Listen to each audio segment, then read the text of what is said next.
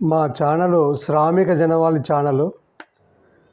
ఈ ఛానల్లో ప్రసారమైనటువంటి సామాజిక, ఆర్థిక, రాజకీయ అంశాలను ప్రధానంగా మేము వీడియోలు చేయదలిచాము. అందులో భాగంగా నేడు తెలంగాణ రాష్ట్ర కాంగ్రెస్ ప్రభుత్వం అనుసరిస్తున్నటువంటి వైఖరి మేము చెప్పదలిచాము. గత డిసెంబర్లో ఏర్పడ్డటువంటి తెలంగాణ రాష్ట్ర ప్రభుత్వం, కాంగ్రెస్ ప్రభుత్వము విద్యా వైద్య రంగాల మీద నేటి వరకు కూడా సరైనటువంటి నిర్ణయాలు తీసుకోలేకపోయింది. గత 10 ఏళ్ల కాలంలో కేసీఆర్ జరిపించినటువంటి విధ్వంసం ఏదైతే ఉందో, విద్యారంగాన్ని, వైద్య రంగాన్ని పునర్ప్రతిష్ఠ చేసే దిశగా నేటి కాంగ్రెస్ ప్రభుత్వం చర్యలు చేపట్టవలసిన అవసరం ఎంతైనా ఉంది. విద్యారంగాన్ని గత ప్రభుత్వము సంపూర్ణంగా నీరుగార్చింది. ప్రాథమిక విద్య నుంచి యూనివర్సిటీ స్థాయి వరకు కూడా ప్రభుత్వ విద్యను నీరుగార్చడం జరిగింది. ప్రాథమిక విద్య, మాధ్యమిక విద్యలో భాగంగా వేల స్కూళ్ళు మూతపడ్డాయి. అదేవిధంగా ఉపాధ్యాయులు కూడా రిటైర్మెంట్ అయినటువంటి ఉపాధ్యాయులు ఎక్కడ కూడా రిక్రూట్మెంట్ చేయడం ఈరోజు కూడా జరగలేదు. 6,000 పైచిలకు పాఠశాలలు మూతపడడం జరిగిందని చెప్తున్నారు. అదేవిధంగా పెద్ద ఎత్తున ఉపాధ్యాయులను కూడా రిక్రూట్మెంట్ చేయవలసినటువంటి అవసరం ఏర్పడుతుంది. భాషా పండితులు, పీఈటీలతో పాటు వివిధ సబ్జెక్టుల యొక్క ఉపాధ్యాయులను ప్రాథమిక పాఠశాలలోను ఉన్నత పాఠశాలలో కూడా రిక్రూట్మెంట్ చేయవలసిన అవసరం ఎంతైనా ఏర్పడింది. ప్రతి పేదవాడికి ఒక ప్రామాణిక విద్యను అందజేయాలంటే ప్రభుత్వం ఈరోజు కొన్ని వేల కోట్ల రూపాయలు ఖర్చు చేయవలసిన అవసరం ఉంది. అందులో భాగంగానే ప్రభుత్వం ప్రతిష్టాత్మకంగా ఈ పథకాన్ని తీసుకొని మిగతా వాళ్ళు హామీ ఇచ్చినటువంటి పథకాల్లో లాగానే అంతకన్నా పెద్దగా ప్రజలకు అవసరమైనటువంటి, ప్రజలు దోపిడీకి గురవుతున్నటువంటి ఈ విద్యను ఏదైతే ఉందో ప్రైవేట్ రంగంలో దాన్ని ప్రతిష్టాత్మకంగా ప్రభుత్వ రంగం లోపల పేదవాడికి విద్యను కూడా ఒక ప్రామాణికమైనటువంటి విద్యను అందజేయాలి. ఆ ప్రామాణికమైన విద్య అందజేయడంలో అంటే ఆ ఇన్ఫ్రాస్ట్రక్చర్ కూడా స్కూళ్ళకు బడులకు సమకూర్చవలసిన అవసరం ఉంది. నాణ్యమైనటువంటి వాళ్లకు మధ్యాహ్న భోజనం కూడా అందజేయవలసిన అవసరం ఉంది. ఇన్ఫ్రాస్ట్రక్చర్ కూడా కల్పించవలసిన అవసరం ఎంతైనా ఉంది. ఈ రిక్రూట్మెంట్లో భాగంగా వివిధ భాషల్లో ఇంగ్లీషు మాధ్యమానికి కూడా ప్రాధాన్యత ఇచ్చి ఇంగ్లీషు మాధ్యమం యొక్క స్కూళ్ళను, బళ్ళను పెంచవలసిన అవసరం ఎంతైనా ఉంది. ప్రజలు ఇంగ్లీషు మాధ్యమం కోసం ప్రైవేటు దిశగా ప్రైవేటు పాఠశాలలు, కార్పొరేట్ రంగాన్ని ఆచరిస్తున్నారో మన ఆస్తులు అమ్ముకొని, ఇంట్లో సామాన్లు అమ్ముకొని, ఇంట్లో ఉన్నటువంటి ఏ వస్తువులను కూడా అమ్ముకొని పుస్తకం కూడా తాకట్టు పెట్టి తన పిల్లలకు ఒక ప్రామాణికమైన ఇంగ్లీషు మీడియం యొక్క విద్యను అందజేయాలన్నటువంటి ఆలోచన వాళ్ళకు ఉందో, దాంతో జీవితాలు ఉన్నాయని అనుకుంటున్నారో ప్రభుత్వంలో ఎందుకు లోపించిందో నాకు అర్థం కాదు. వేల కోట్లు కూడా ఖర్చు చేసి విద్యా పేరిట కేవలము తెలుగు మీడియమే అందజేయడం అటువంటి సరైనది కాదు. ప్రైవేట్ రంగాన్ని, కార్పొరేట్ రంగాన్ని ముగించాలంటే మనము సమపాలన లోపల తెలుగుతో భాగంగా ఇంగ్లీషు మాధ్యమానికి కూడా సరైన పాలనలో దాన్ని భాగస్వామ్యం చేసి పిల్లలను ఆ దిశగా మరల్చడానికి, ఆ మాధ్యమంలో చేర్చించడానికి ఇంగ్లీషు మీడియం యొక్క పాఠశాలను నిర్మాణం చేయవలసిన అవసరం ఉంది.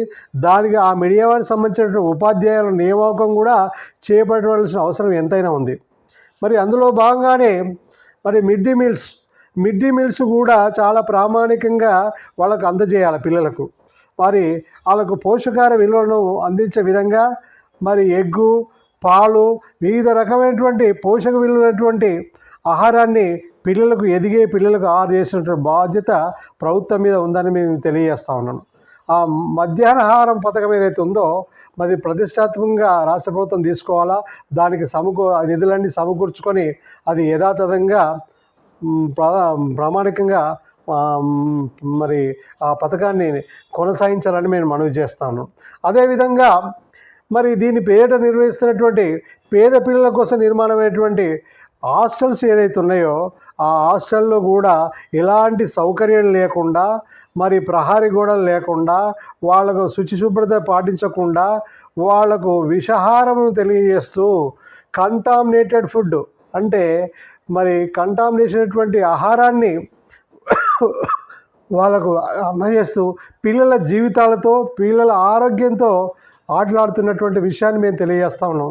ఇటీవల కాలం లోపల కొంతమంది పిల్లలు అనారోగ్యం గురయ్యారు, కొంతమంది పిల్లలు మృత్యువాత కూడా పడ్డారనేటువంటి విషయాన్ని నేను తెలియజేస్తూ ఉన్నాను. మరి దీని మీద ప్రభుత్వాలకు చాలా పెద్ద ఎత్తున చిత్తశుద్ధి ఉండవలసిన అవసరం ఉంది.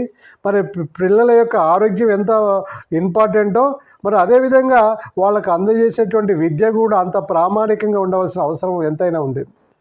మరి ఈ విషయంలో ప్రభుత్వము చాలా శ్రద్ధ వహించి విద్యావంతులను, మరి విద్యారంగంలో ఉన్నటువంటి విద్యాశాఖ మంత్రులను మరి వాళ్ళను అపాయింట్మెంట్ చేసి, మరి అందులో భాగంగా విద్యారంగానికి విద్యావంతుల యొక్క అధికారులనే, మరి విలువలతో ఉన్నటువంటి అధికారులను నియామకం చేసి వాళ్ళ యొక్క సేవలను తీసుకొని, మరి ఆ సేవలలో భాగంగా ప్రామాణికమైనటువంటి విద్యా విధానాన్ని తెలంగాణ రాష్ట్ర ప్రభుత్వం యొక్క రాష్ట్ర ప్రజలకు అందజేయాల్సినటువంటి అవసరం ఎంతైందో ఉందని తెలియజేస్తూ ఉన్నాను.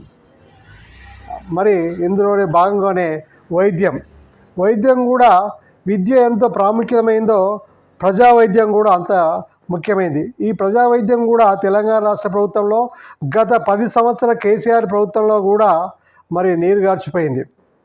మరి గత ప్రభుత్వాలు అనుసరించేటువంటి ఆరోగ్యశ్రీ పథకం అనేటువంటిది, మరి ఆరోగ్యశ్రీ పథకాన్ని నీరుగార్చడం జరిగింది. ఆరోగ్యశ్రీ పథకముకు నిధులు అనేటువంటి రిలీజ్ చేయలేదు. మరి దాని బకాయిలు కూడా ఇప్పటికి కూడా అంతమున్నటువంటి ప్రభుత్వాలకు కూడా ఇంతవరకు కొద్ది గొప్ప ఖర్చు చేసేటువంటి ప్రభుత్వ బకాయిలు కూడా చెల్లించలేదు. మరి ఆరోగ్యశ్రీ పథకము ఈ ప్రభుత్వం ప్రతిష్టాత్మకంగా 5 లక్షల నుంచి 10 లక్షలు వెచ్చిస్తాము అన్నటువంటిది ఏదైతే తెలియజేశారో, మరి ఒక ప్రామాణికంగా ఆరోగ్యశ్రీ పథకాన్ని కొనసాగించాలని మేము విన్నవిస్తున్నాం. ఆరోగ్యశ్రీ పథకం పేరిట మీరు అందజేస్తున్నటువంటి ఏదైతే కార్పొరేట్ వైద్యం ఏదైతే ఉందో ఆ కార్పొరేట్ వైద్యము ప్రామాణికంగా ప్రతి పేదవాడికి అందేటట్టుగా మీరు ఆ చర్యలు తీసుకోవాల్సిన అవసరం ఎంతైనా ఉంది. మరి కేవలం కార్పొరేట్ రంగాన్ని మరి ప్రాధాన్యత ఇవ్వడం కాదు, ప్రభుత్వ రంగంలో ఉన్నటువంటి ప్రాథమిక ఆరోగ్య కేంద్రాలు, community hospitals, area hospitals, district civil hospitals, teaching hospitals అన్నీ కూడా ఉన్నతమైన ప్రమాణాలతో అభివృద్ధి చేయవలసిన అవసరం ఉంది. అక్కడ వైద్య సౌకర్యాలు మెరుగవలసిన అవసరం ఉంది. మరి అక్కడటువంటి స్టాఫ్ సిబ్బందిని కూడా నియమించవలసిన అవసరం ఎంతైనా ఉంది. మరి అక్కడ అందజేస్తున్నటువంటి ఏదైతే మందులు ఉందో, మరి అది ఒక బ్రాండెడ్ మందులు, ఒక అంటే ఫార్ములా అనేటువంటి మరి ఔషధాలు అందజేసేటువంటి బాధ్యత ప్రభుత్వానికి ఉంది. మరి అదేవిధంగా అక్కడ రోగులకు అందజేయవలసినటువంటి పోషక విలువలతో కూడినటువంటి ఆహారం కూడా ప్రతిష్టాత్మకంగా తీసుకొని, మరి దానికోసం పెద్ద ఎత్తున నిధులు వేచించి రోగులకు కూడా ప్రతిష్టాత్మకంగా అటువంటి పోషక విలువైనటువంటి ఆహారాన్ని, పళ్ళను కూడా అందజేయాల్సిన బాధ్యత ప్రభుత్వాల మీద ఉంది. ఈ విధంగా వైద్య రంగాన్ని తెలంగాణ కాంగ్రెస్ ప్రభుత్వాన్ని ప్రతిష్టాత్మకంగా తీసుకొని, ఈ 2 రంగాలకు ప్రాధాన్యత రంగాలు కాబట్టి మరి ఈ రంగాలను పెద్ద ఎత్తున గత ప్రభుత్వాలు విస్మరించాయి కాబట్టి ఆ రెండింటి కూడా వైద్య రంగాన్ని పునర్నిర్మించి, ఆ పునర్నిర్మాణంలో భాగంగా పేద ప్రజలకు, తెలంగాణ ప్రజల అన్ని వర్గాలకు కూడా ఈ వైద్యం మీద మరి రాష్ట్ర ప్రభుత్వం యొక్క నిధులు పెద్ద ఎత్తున అందించవలసింది, ఖర్చు చేయవలసిన బాధ్యత ప్రభుత్వాల మీద ఉందని గుర్తు చేస్తూ ఈ ఉపన్యాసం ముగిస్తున్నాను.